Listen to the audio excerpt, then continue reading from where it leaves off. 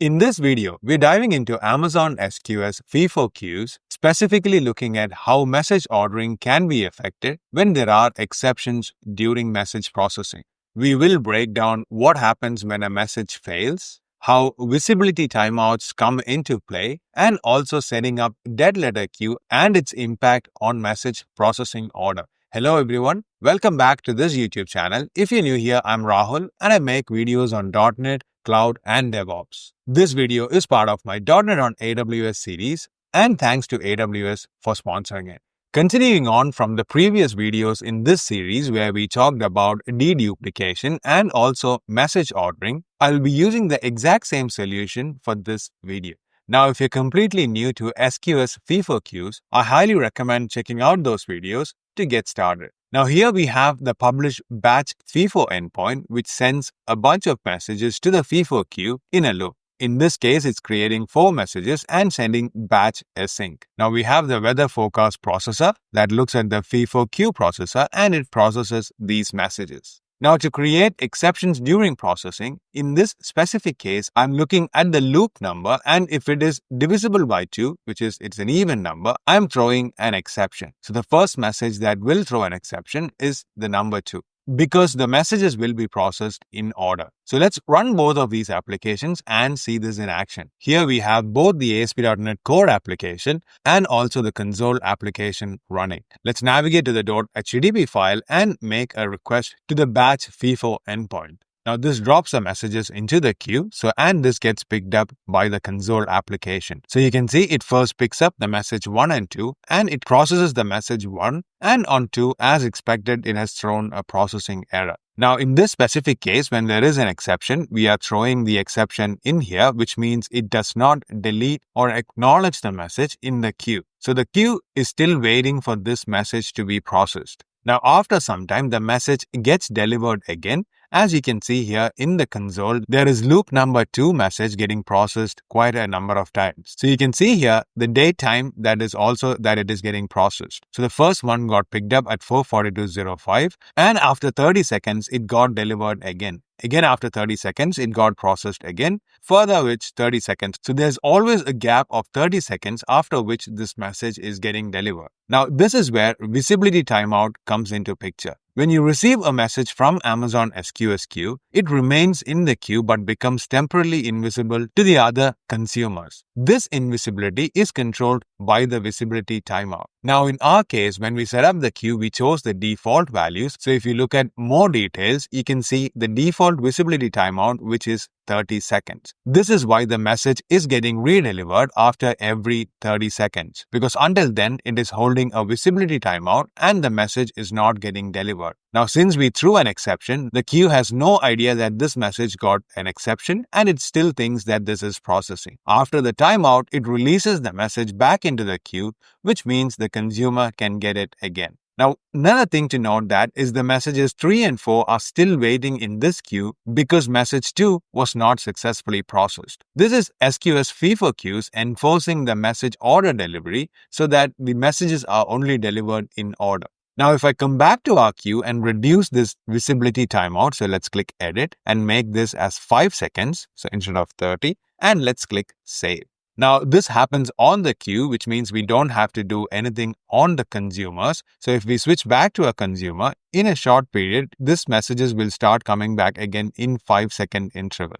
So here we have the message getting picked up at 4:46:35, after which it got picked up in 4:46:40 and 45. So now the visibility timeout has been reduced to 5 seconds, which means this message will reappear to a consumer in every 5 seconds. Now, one thing to make sure when you're adjusting the visibility timeout is that it should match the processing time of the consumer, because otherwise your messages will get redelivered to different consumers, especially if you have multiple consumers running in your application. Now, one thing to note here is that in our processor, when we receive the messages, we are receiving right now maximum of 2 messages. So if you were to stop this console application and let's debug this and see what's happening here. Now, every time it's receiving the messages, it's receiving 2 messages. So if you look at the response.messages, you can see there is message number 2 which has the loop number 2, and we also have the message loop number 3. Now, in this specific implementation of the processor, I'm looping through these messages in order and processing them.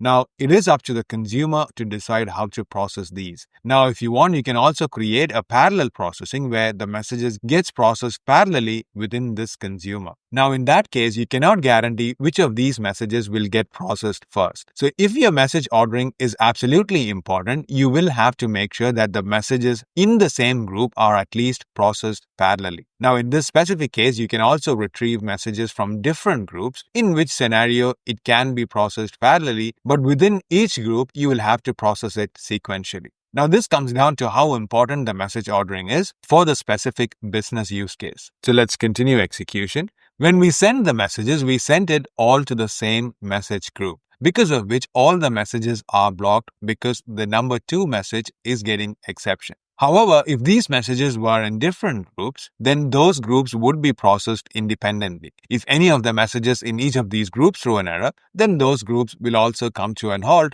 and wait for that message to complete processing. Now, in our case, you can see this message number 2 is getting delivered to our consumer every 5 seconds. This is also taking up consumer time because it needs to process this specific message. In this specific exception case, there's nothing you can do because it's going to show this exception every time because it's looking at a specific property in the message and it is causing the exception. In some cases, you might have a transient error which might get fixed on a retry. However, there are exceptions which does not get fixed on a retry, and in these cases, you'll have to do something. If the ordering is extremely important, then you'll have to make sure that the message gets fixed, or you will have to delete all these messages in the queue. Now, this is where the message retention period comes into picture. Now, if we switch back to the queue again, let's look at the details. Here we have the message retention period as 4 days, which means after 4 days, the messages will be deleted. You can change this property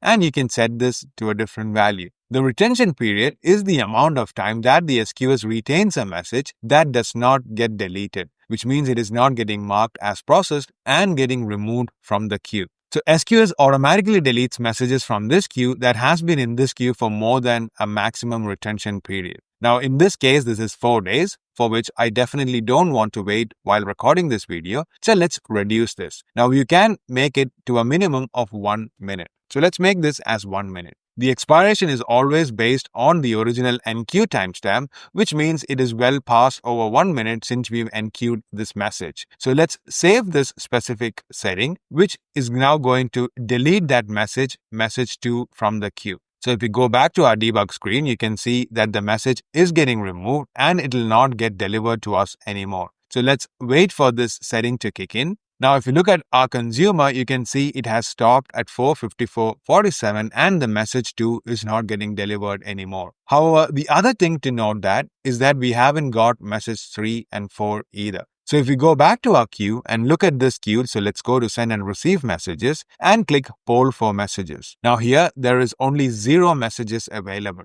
which means along with message 2, it also deleted message 3 and 4. Now, this is the behavior of FIFO queues. When the retention period is hit, it will delete that specific message and all the messages after that because it is not able to successfully enforce the order, which means it will also remove those messages. So let's come back to our queue and change this to 1 day so that it doesn't accidentally delete these messages from our queue, and let's click save. Now, if you don't want the messages to be deleted and you are okay with the messages being processed out of order when there are exceptions, then you can also enable the dead letter queue. To enable the dead letter queue, you can come into the console and navigate to dead letter queue and click edit to set a dead letter queue. If a message cannot be consumed successfully, you can send it to dead letter queue. Now, in the specific case, the message 2 was not getting processed and it was getting delivered again and again. So you can enable the dead letter queue by clicking here and setting another queue as the dead letter queue. Now, in this specific case, I've already created a dead letter queue,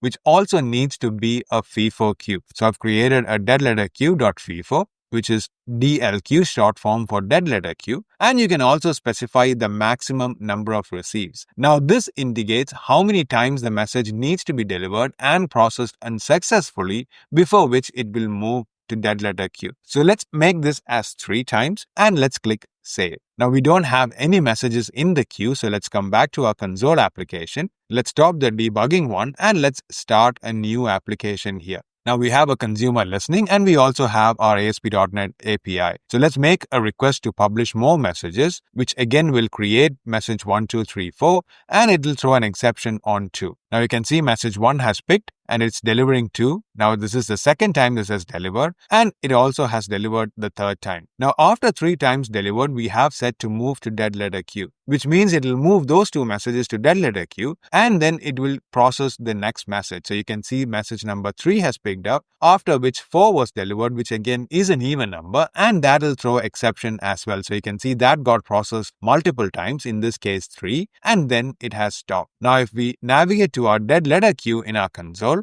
let's go to the dlq.FIFO and let's say send and receive messages and poll for messages. Now here you can see multiple messages, so these are from my previous trials. However, you can see the latest message inside this, which is at 09/29/458. So let's open this message, which is the loop number 2. And we also have the loop number 4. So those 2 messages have come to the dead letter queue. Now, if you fixed your application and fixed the bug or whatever is causing the exception, you can replay these messages into the actual queue. Now, if this is something you cannot fix, you can also delete these messages from the dead letter queue. This depends on what the message content is and how you want to deal with it in your specific application case. Now, in this specific case, we chose to process the messages after the one with the exception, and if this didn't have an exception, it successfully passed. However, in your business case, if the ordering is still important, you can enable a dead letter queue and check in the subsequent messages if the previous messages have been processed successfully. If not,